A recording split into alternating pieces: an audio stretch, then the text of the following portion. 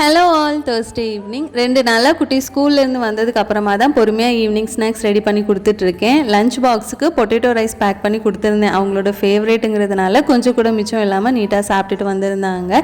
Evening ஸ்நாக்ஸுக்கு நல்ல எலசான மரவள்ளி கிழங்கு இருந்தது. அதை மசியல் பண்ணி சாப்பிட்டோம் அப்படின்னா எங்கள் வீட்டில் எல்லாத்துக்கும் பிடிக்கும். அதை தோலெல்லாம் எடுத்துகிட்டு நல்லா வாஷ் பண்ணி குட்டி குட்டி பீசஸாக கட் பண்ணிவிட்டு கொஞ்சமாக தண்ணி, மஞ்சள் பொடி, உப்பு சேர்த்து நல்லா வேக வச்சு எடுத்துக்கணும். அப்படியே கிழங்கு சாப்பிடும்போது நல்லா சூடாக குடிக்கிறதுக்காக இஞ்சி போடாமல் ஏலக்காய் மட்டும் சேர்த்து டீ ரெடி பண்ணியிருந்தேன். நல்லா மனமாக சூப்பராக இருந்தது. இப்போ கிழங்கு நல்லா வெந்ததுக்கு அப்புறமா அதில் கொஞ்சமாக தேங்காய் பூ சேர்த்துட்டு தாளிப்புக்கு தேங்காய் எண்ணெயில் கொஞ்சமாக கடுகு, காஞ்ச வத்தல், கருவேப்பிலை சேர்த்து இறக்கணும். அப்படின்னா சூப்பரான கிழங்கு மசியல் ரெடி ஆகிடும். நைட்டு டின்னருக்கு குட்டீஸ் 2 பேர்த்துக்கும் பொடி தோசை, எங்களுக்கு சப்பாத்தி, மதியம் வச்சிருந்த தக்காளி தொக்கு இருந்தது. அதை வச்சு சூப்பராக டின்னர் எல்லாம் சாப்பிட்டு முடிச்சுட்டு அப்படியே இருந்த பாத்திரத்தை எல்லாத்தையும் கழுவிட்டு கவுண்டர் டாப்பையும் நீட்டாக க்ளீன் பண்ணி விட்டாச்சு.